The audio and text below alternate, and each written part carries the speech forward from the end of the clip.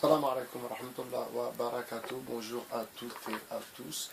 Il est 11h30, nous sommes le 19 janvier 2019. Alors, je vais vous passer une petite vidéo provenant, ma foi, de Bretagne, provenant de l'agent des informateurs, donc c'est Braise Info.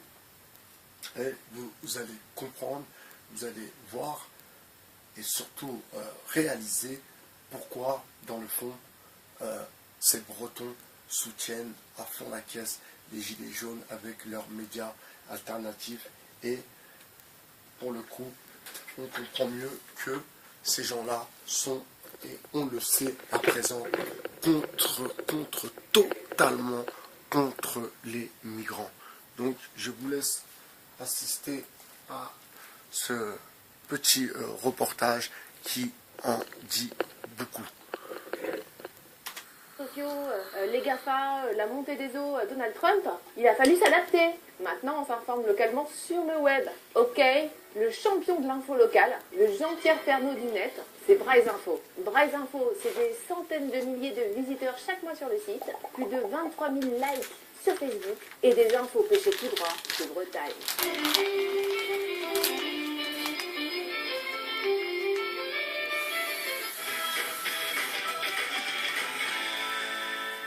Il y a un truc étonnant avec Braise Info, c'est qu'ils ne titrent pas trop sur la belote locale. Ils se fichent pas mal du festival de la BD de Cholet. Par contre, en tant que bons petits reporters localiers, ils aiment bien titrer sur ce genre de choses. Un migrant éviscère et mange un chat. Des membres d'ONG le soutiennent. Bon, c'est pas vraiment breton comme actu. En fait, ça se passe à 3000 km de là, sur une petite île grecque qui s'appelle Chios. Pour être reporter à Braise Info, il faut avoir un don. C'est celui de voir des migrants et de la délinquance partout. Quitte à chercher les infos très très longtemps et très très loin. Toute la rédac est équipée de lunettes à bande ethnique.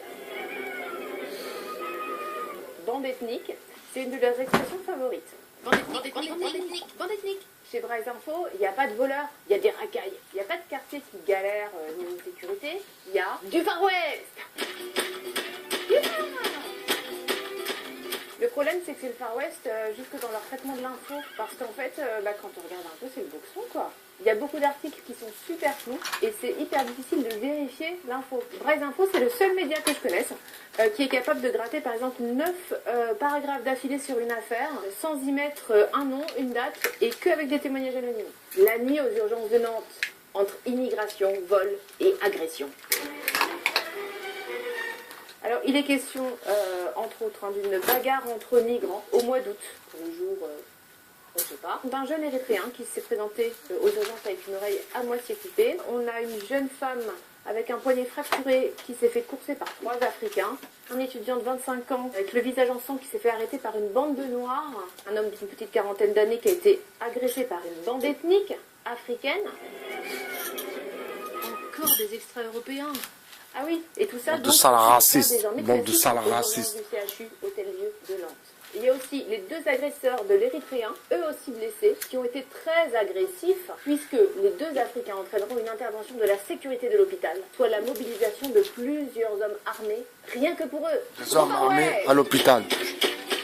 Alors on ne sait pas quel jour c'était, on n'a pas de date, on ne sait pas qui parle, on n'a aucun officiel du CHU, pas de nom d'un chef de service, quoi que ce soit. Donc c'est un peu léger. C'est l'équipe à Maxime Coben et puis un article tout de trouvé. Braise Info, daté du 13 septembre 2018. Il est question de patients agressés par des bandes ethniques, de migrants d'Afrique assez agressifs, d'ailleurs qui ont mobilisé plusieurs hommes armés à l'intérieur de l'hôpital, la sécurité de l'hôpital. On a pas mal communiqué sur des cas de patients qui arrivent. Braise Info Service. Comment il a fait ce journaliste alors? Braise Info Service. Leur slip. Écoutez, je sais pas, je n'en sais absolument rien. Ça, c'est bien fait pour moi de faire.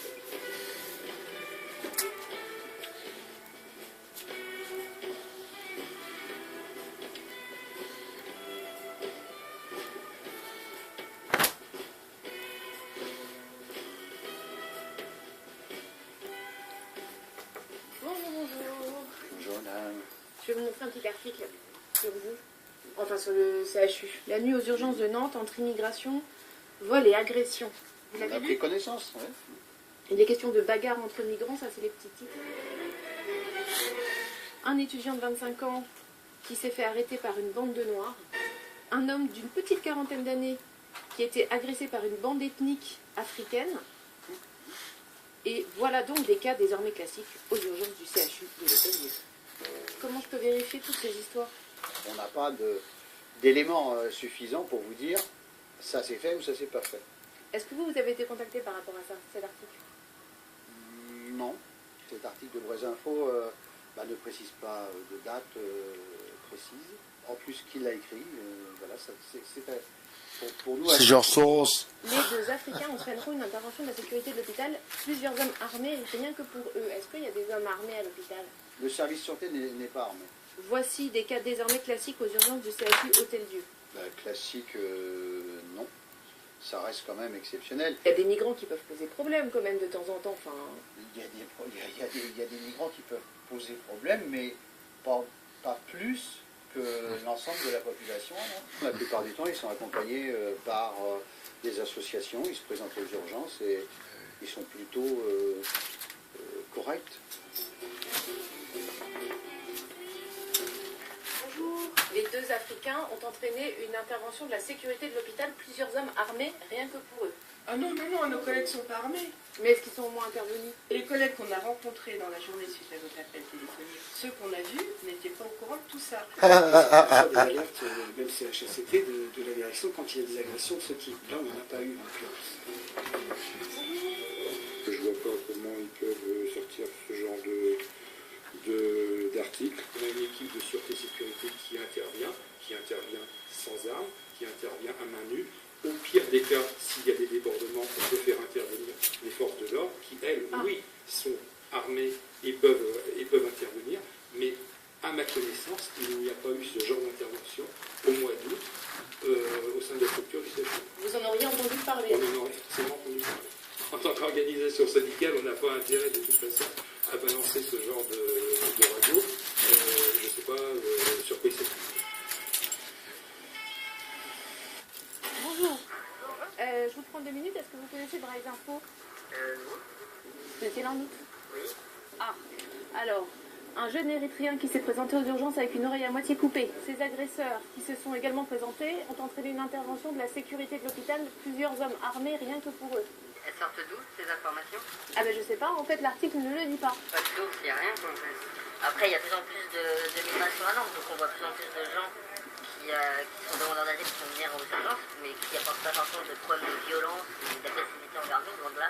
Le cas le plus classique de personnes agressives, on va dire, c'est... C'est les gens de moins de couleur ou si on parle vraiment juste en termes des problèmes d'alcool? C'est plutôt les Bretons, ça. Alors ça peut être les Bretons, ça peut être tous les gens alcoolisés, peu importe leur couleur de peau. Et je pense qu'il y a du vrai dedans, mais il y a pas mal de choses qui ont été Extrapolées, C'est bien, bravo, bravo les infirmiers, bravo. Respect.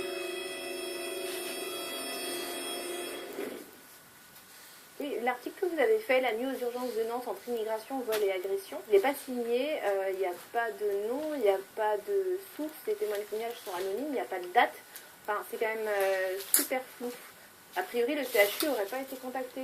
C'est une interne aux urgences et il y a bien eu un appel de fait au CHU. Le CHU de Nantes n'a pas été sollicité pour la rédaction de cet article. Et le journaliste, c'est qui? Parce que c'est pas signé. Ce que vous dites sur les noms d'articles qui ne sont pas forcément signés, etc. Ça, on est en pleine refonte là-dessus. Dans les semaines à venir, là, chaque article va être signé. Tous les gens que j'ai entendus et rencontrés, moi, au CHU de Nantes, il n'y en a pas un qui me dit qu'effectivement, il y a plus de problèmes avec les migrants que les autres. C'est-à-dire qu'au contraire, ils ont l'air d'être assez discrets. Voilà. Je vous parlais de ce côté, par exemple, sur le CHU de Rennes, il y a une augmentation quand même claire des incidents qui sont liés à des bandes. Alors, ça ne dirait rien dire, mais il y a plus de sous qu'avant, en tout cas à Rennes. Et je pense Partout, c'est pas à Rennes, c'est partout, c'est pas à Rennes. c'est un peu la même chose. Écoutez, c'est pas ce qui me revient. Est-ce que je peux parler avec le rédacteur de l'article? Jamais. Et je pourrais parler à la source au moins, même en gardant son anonymat. Juste parce que, voilà, là c'est difficilement vérifiable en l'état. Et puis justement, qu'elle vous a été anonyme, qu'elle avait peur pour son compte. Et moi, je le garantis, l'anonymat, c'est pas le problème. Hein. Ouais, ben, je vais demander. On est d'accord que, en fait, quoi qu'il en soit, écrire tout un article à partir du témoignage d'une seule personne, en plus anonyme, c'est pas censé être un papier très très solide. C'est peut-être un peu léger sur le fait qu'effectivement, il n'y ait pas une autre personne du CHU interrogée. Ça, effectivement, c'est peut-être un peu léger. Et le coup des hommes armés, là, la sécurité de l'hôpital qui serait intervenue avec plusieurs hommes armés pour maîtriser les migrants, ça dit rien à personne hein, non plus. D'accord. Bon, bah vous me rappelez quand vous avez plus d'infos. Ok. On a aussi un autre article assez récent. Au Breil-Malville, au quartier de Nantes, les CRS sont caillassés tous les jours. Il y a un chauffeur de la TAN qui explique qu'en fait, ça ne tire pas que dans ce quartier de Breil-Malville, mais aussi à côté de son dépôt de bus. Début août, juste à côté du dépôt, au Sillon, on a entendu 8 à 9 coups de feu à suivre en plein après-midi. Quel chauffeur de la TAN? On ne sait pas. L'info a-t-elle été recoupée? Mystère.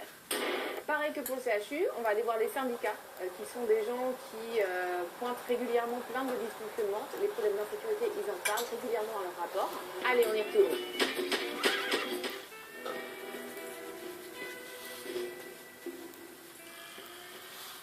Bonjour monsieur. Bonjour. C'est ici qu'il y aurait eu, début août, juste à côté du dépôt au Sillon, 8 ou 9 coups de feu à suivre en plein après-midi. Eh bien, non. Non, c'est pas le cas. J'ai vu avec plusieurs collègues qui ont travaillé au mois d'août, jamais ils en ont entendu parler. J'ai vu avec ma hiérarchie, jamais ils en ont entendu parler. On a un rapport qui nous permet interne, qui, dès qu'il y a quelque chose d'extraordinaire sur le réseau, eh bien, on est informé. Et ce jour-là, cette période-là, il n'y a rien eu début août, ni en après-midi, ni en soirée. Pas exagère sur le 2.0. Donc, vous voyez mes amis, tous ces Maxime Cohen, c'est Eric Toutroué et tous ces médias bretons qui, ma foi, mènent une guerre contre les attaques ethniques des migrants, les méchants migrants. Vous voyez, regardez bien tous les médias alternatifs qui viennent de Bretagne, qui sont sur Internet. Regardez bien toutes les vraies infos, regardez bien tous les petits médias qui viennent de la Bretagne.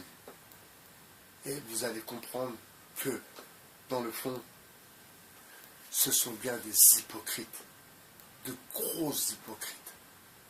Et vous savez, le pire dans cette histoire, c'est comme je vous avais dit, ce sont pas les premiers, mais certains ont quitté leur Bretagne pour venir travailler dans le social à Paris avec les migrants. Alors, est-ce peut-être un signe de repentance, si vous voulez, un signe d'excuse par rapport à ce qui se passe chez eux en Bretagne, où toute une